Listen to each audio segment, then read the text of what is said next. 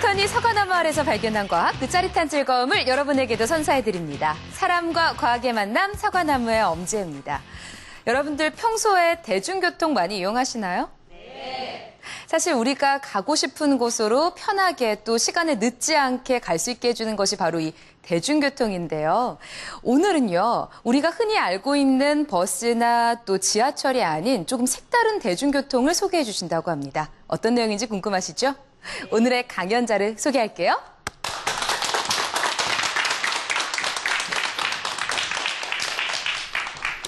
안녕하십니까. 철도기술연구원의 정낙교입니다. 오늘 제가 말씀드린 내용은 대중교통수단에서 가장 작은 수단인 미니트램입니다. 아직은 이용할 수 없고 지금 현재 개발 중에 있기 때문에 저희가 개발하고 나면 이용할 수 있을 것입니다. 전통적으로 철도는 궤도 위를 달리는 열차를 이용하여 사람과 화물을 대량 수송하는 대표적인 육상교통수단으로서 정확한 시간과 편리하고 빠르고 친환경 대중교통 수단으로 알려져 있습니다.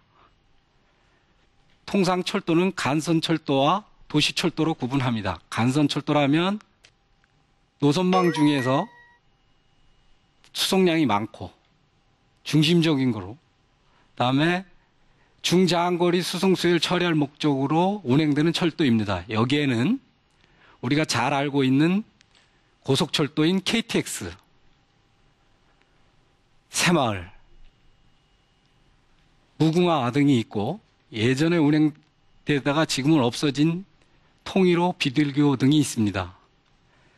지금 좌편에 그림이 있는 걸 보면 저희 연구원에서 개발한 고속철도 해무입니다. 이거는 430km로 해서 지금 시험 주행되고 있는 게 되겠습니다. 이에 반하여 도시철도는 도시 교통의 소통을 원활하게 하기 위하여 도시교통권역에서 운행되는 철도로서 궤도에 의한 교통시설 및 교통수단입니다. 이거는 제가 정의한 말이 아니라 도시철도법이라는 데에서 정의된 말입니다. 그래서 상당히 좀 어렵고 그런 것 같지만 사실 그렇습니다. 그래서 여기에는 어떤 게 있냐? 우리가 늘상 타고 다니는 서울의 2호선의 전동차, 지하철, 의정부 이런 데 지금 경량전철, 다음에 대구에 모노레일이 개통됐습니다. 그 모노레일, 그리고 오늘의 주제인 미니트램 또한 도시철도에 포함됩니다. 그럼 도시철도를 전부 이렇게 도시교통을 한번 이렇게 전체적으로 놓아보면 규모나 이런 측면에서 한번 본다 그러면 지하철의 경우 수송 능력이 시간 방향당 10,000에서 5만 명 규모입니다. 다음에 경량전철은 수송 능력이 시간 방향당 5,000명에서 2만 명이고요.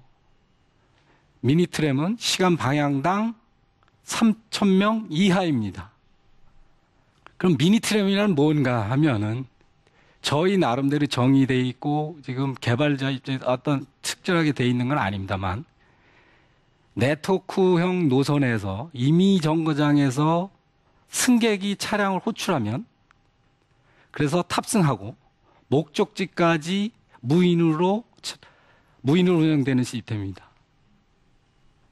그래서 대략 10초 간격으로 차량 간격을 조밀하게 운영하고 있고, 그래서 새로운 미래형 대중교통 시스템이라고 하고 있습니다.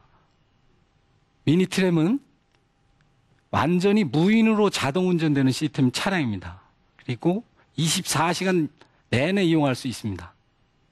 다음에 개인 또는 가족 단위 소그룹으로 해서 이용할 수 있는 작은 차량입니다. 그래서 기본적으로 고가나 지상이나 지하 어디든지 설치할 수 있는 구조입니다. 그래서 구조물이 작습니다. 그럼에 따라서 차량이 네트워크 노선에서 출발지에서 목적지까지 논스톱으로 운영되는 그런 특징이 있습니다. 그래서 일반적으로 얘기하는 버스나 열차와 이런 등은 일정한 시간에 따라 고정된 스케줄에 의해서 움직인다라고 하고 있습니다. 반면에 이 미니트램은 콜택시 개념으로 해서 이용자의 요구에 의해서 서비스가 제공되는 그런 특징이 되겠습니다. 그러면 이 미니트램은 기존의 어떤 시스템과 어떻게 다르냐, 그걸 알아보기 전에 미니트램은 어떤 용어로 불려지느냐, 여러 가지로 불려지고 있습니다. 아직 미국에서는 PRT라는 용어로, 퍼스널 래피드 트랜짓에서 PRT라는 용어로 되어 있고 불러지고 있고, 또 다른 편에서는 팟카라고 하겠습니다. 또 다른 우리말로 하면은 뭐 궤도 택시라고도 합니다. 궤도 택시. 궤도 택시라는 게 느낌이 있잖아요. 뭐 일단 느낌이 그렇습니다. 근데 이게 일반 지하철과 기존의 지하철이나 경량전철과 다른 점이 뭐냐? 그러면 쉽게 얘기하면 서울역에서 시청, 종각, 종로 이렇게 우리 지하철 타면 이렇게 쭉 1호선 라인을 그렇게 움직여지죠. 근데 미니트램은 그렇게 운영되질 않습니다. 일단 뒤에 주행 노선에서 후속 차량을 방해를 하지 않기 위해서 별도의 분리된 노선에서 정거장을 설치합니다. 그러니까 시청 앞에 쓸 일이 없으면 거기는 주행 노선은 그냥 가는 거고, 거기 서야 되겠다면 별도로 분리된 노선에 해서 정거장이 설치되는 그런 형식이 되겠습니다. 그래서 다른 점이 크게 다른 점은 그게 되겠습니다. 그러면 일반 지하철이나 경량전철은 차량 앞뒤 간격 유지를 통해서 충돌을 방지하기 위한 차량 간격죠. 앞뒤 차량의 절대적인 앞차와 뒤차의 절대적인 간격을 컨트롤하면서 가야 되는 거지 않습니까? 2차원으로 움직이지만, 그리고 분기되는 지역에서 분기되는 그 두 개의 포인트로 움직여지고 있습니다. 이에 반해서 미니트램은 별도로 방해하지 않게 해서 별도로 분리된 노선에 따라서 정거장이 설치된 그런 게 따르기 때문에 별도로 분리된 노선에 합쳐지는 구간, 그 병합, 즉 우리 자동차로 얘기하면 끼어들기 제어가 하나 더 필요합니다. 크게 그렇게 다른 점이 있고, 거기에 저희가 또 개발하고 있는 시스템은 바퀴를 안내하는 궤도가 없습니다. 그래서 무용궤도라고 합니다. 무용궤도. 그래서 그러면 어떻게 가느냐 하면 기본적으로 자동차 핸들 조정을 하지 않았습니까? 그래서 저희는 그거에 대한 제어가 추가적으로 필요한 게 다르게 되겠습니다.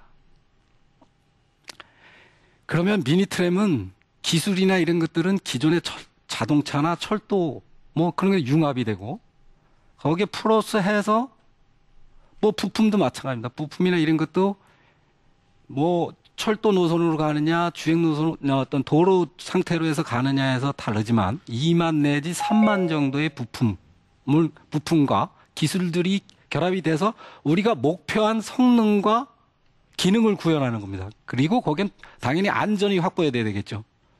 목표한 성능이라고 하면 우리가 가감 속도 얼마로 해서 최고 속도 어떻게 가겠다라는 타겟을 가지고 가는 거고,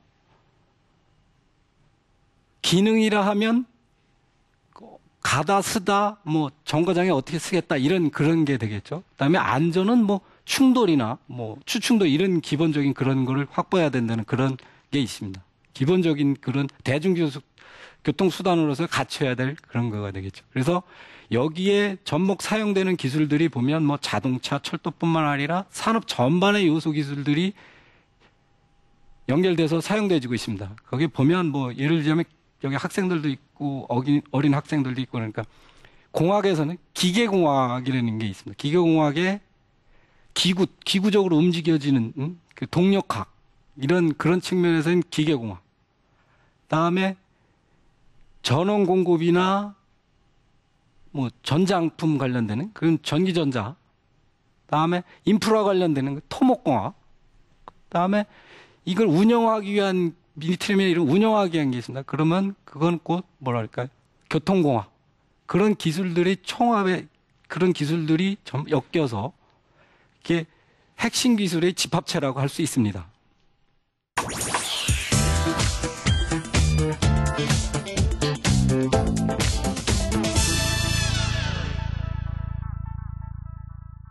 그러면 저희 지금 현 상태에서 미니트램의 해외 현황하고 뭐 운행 계획 이런 것들을 한번 보겠습니다. 최초의 시도는 미국입니다. 최초의 시도는 미국으로서 보잉사의 시스템이 대표적입니다. 웨스트 버지니아 모르간 타운의 웨스트 버지니아 대학 건물들 간을 연결하여 운영할 목적으로 했습니다. 당초에는 1970년대 개념을 정립해가지고 한 거기 때문에 당초에는 이게 4인승으로 계획을 해가지고 시작을 했습니다.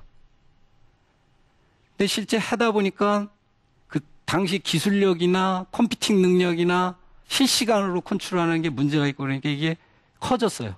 그래서 규모가 결국은 20인승 규모가 됐고 뭐 별도로 분리된 정거장에 따라 운영된다 그러는 그런 그 미니트램이라는 그런 개념에서 보면 최초로 그런 개념이 적용돼서 운영되는 시스템이 되겠습니다. 그래서 1974년에 완성돼서 소프트웨어나 하드웨어를 좀 보완하고 뭐 이래서 지금 현재까지 지금 잘 운영되고 있는 시스템이 되겠습니다. 두 번째로는 영국입니다. 영국에서는 90년대 후반 전기자동차가 급속하게 발전함에 따라서 이 전기자동차와 기존의 개념을 완전히 뛰어넘어서 전기자동차하고 플러스 철도를 융합해서 히드로 공항 터미널에서 외곽 주차장 간의 연결 노선으로 해서 구축을 하였습니다. 그래서 시범적으로 지금 4인승으로 해서 지금 운영되고 있습니다. 이게 궁극적으로는 이분들이 발표한 바에 의하면 충분히 여기서 검증을 한 다음에 영국 그 공항 근처에 호텔 밀집지역까지 확대할 계획으로 이렇게 확대할 계획이라고 발표했습니다. 영국인 경우는 공항 인근에는 비용 지불을 안 합니다. 그러니까 버스가 셔틀로 다니는데 안 내는 그런 조건으로 해서 거기를 운영하는 계획으로 해서 발표되고 있습니다.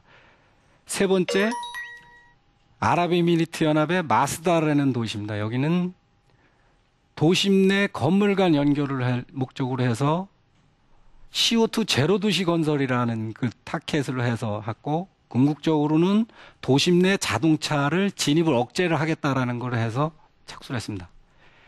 지금 현재 1차적으로 1.2km에 5개 역사 10개 차량으로 해서 최고 속도 40km/h로 해서 시범적으로 운영되고 있습니다.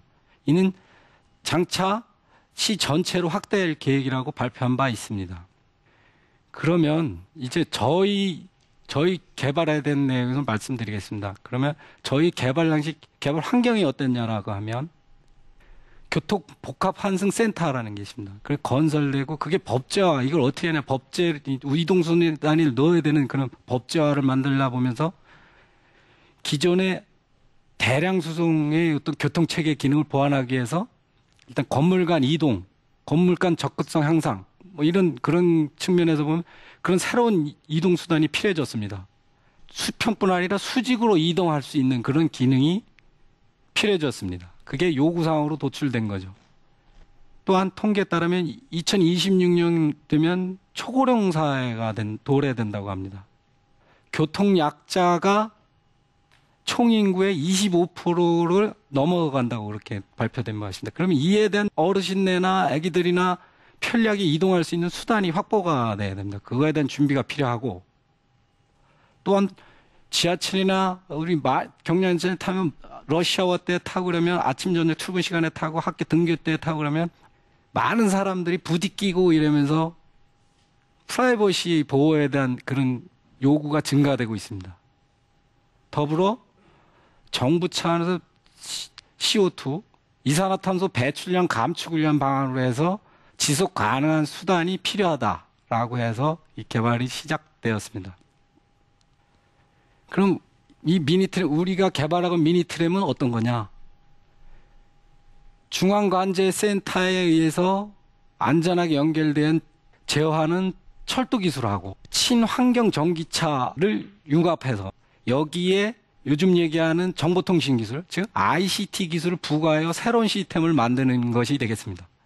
그래서 저희 도심 환경 내에 초고층 빌딩 등이 있어서 제약 조건이 많습니다. 제약 조건이 많음에 따라서 GPS 위치 기반 방식은 쓸 수가 없고 설치가 용이한 자석을 이용해서 위치 추정하는 방식으로 해서 다수의 센서를 이용해서 안내와 속도 제어를 하는 시스템이 되겠습니다.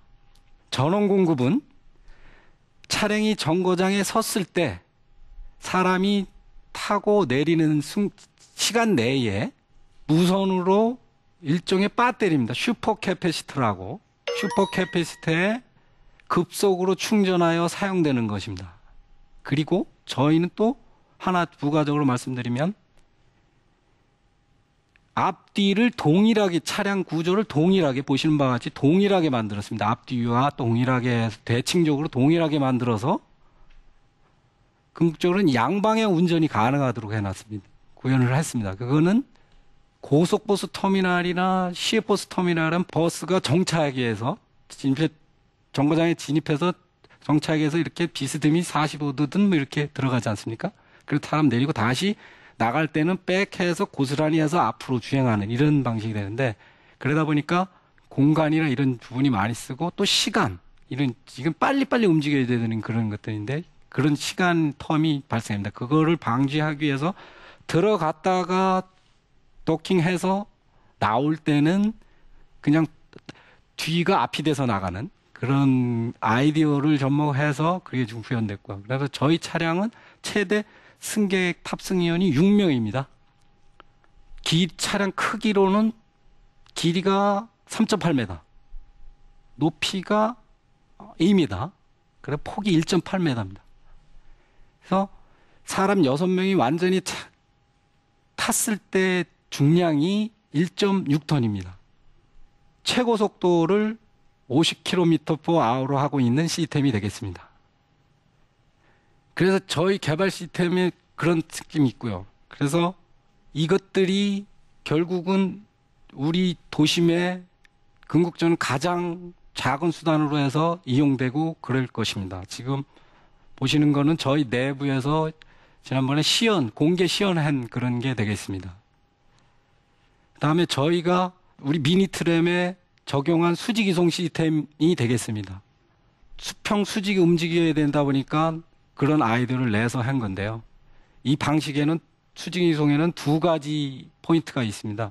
차량 자체 동력으로 해서 움직여지는 방법이 있고 외부 동력에 의해서 움직여지는 방법이 있습니다. 그럼 차량 자체 동력으로 움직여진다 그러는 거면 결국 무슨 자기 부상 형식으로 선형 유도 전동기를 이용해서 뭐 수평으로 갔다가 수직으로 이렇게 올라가는 그런 게 되겠습니다. 여기에는 안전한 문제와 그다음에 수평으로 가다 수직으로 하다 보니까 그 기구적인 변화가 혁신적으로 일어나야 됩니다. 그래서 이게 사람이 놀이터에서 놀이기구 타면 그럴 수 있어요.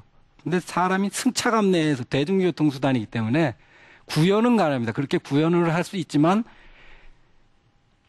그런 안전이나 기구적 변화하는 거에 대한 충분한 좀 리뷰가 더 필요하다라고 저희가 보고 있어서 그러면 외부 인프라 동력에 의해서 하는 방식으로 하자라고 해서 그 방식을 초이스해서 지금 구현하고 있습니다.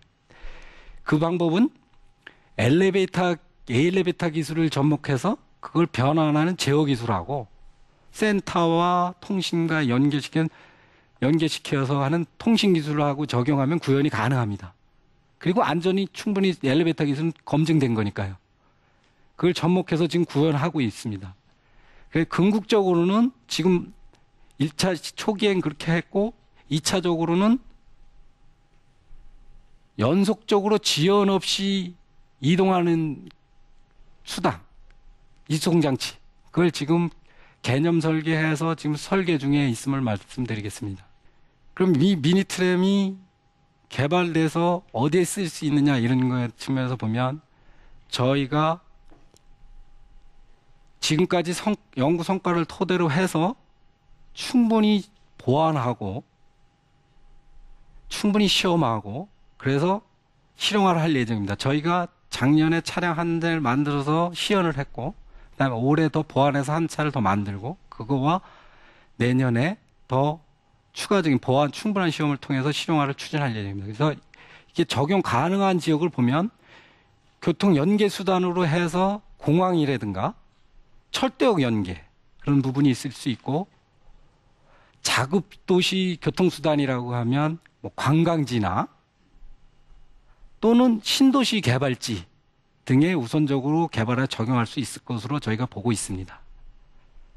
미래 교통 시스템의 변화는 다양하게 이루어질 것입니다. 저희는 국가 간 연결해야 되는 초고속 열차가 아마 구현될 것입니다.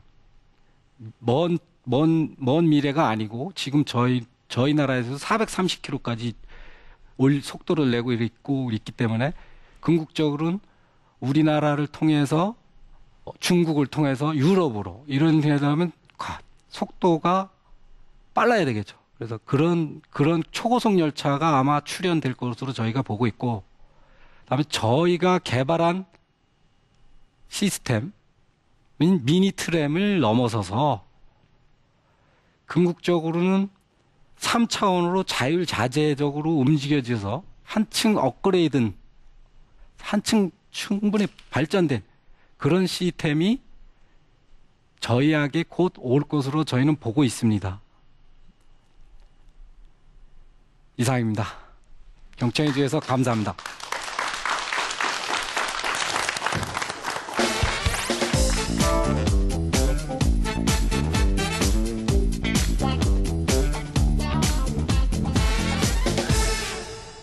네, 정락교 단장님 강연 잘 들었습니다. 사실 트램이라고 하면은 외국에 뭐 가까운 나라 홍콩에도 이제 다니고 있고요 하잖아요. 근데 미니 트램은 조금 생소한 분야인 것 같아서 재미있게 들었거든요. 근데 궁금한 점이 있습니다. 이 미니 트램 실용화 된다면은 뭐 공항이나 철도 주변이라고 하셨는데 가장 가까운 미래라면 언제쯤 실용화가 될 수 있을까요? 예, 저희도 곧 그 바람입니다. 다만 저희가 개발하는 게 2012년서부터 내년 2016년까지입니다. 다만 그래도 그런 충분히 기간이 있기 때문에 저희가 실제적으로 볼 수 있는 날은 2020년이면 저희가 일반 국민이 이용할 수 있지 않나 저렇게 생각하고 있습니다. 네.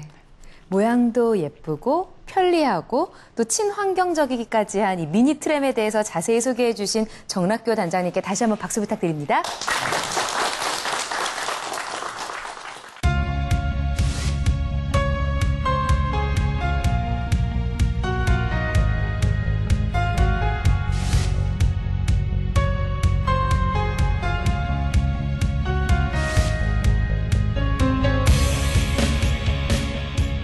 오늘 강연을 통해 소개된 이 미니 트램을 직접 보니까요. 어서 빨리 타고 싶다는 생각 안 드세요?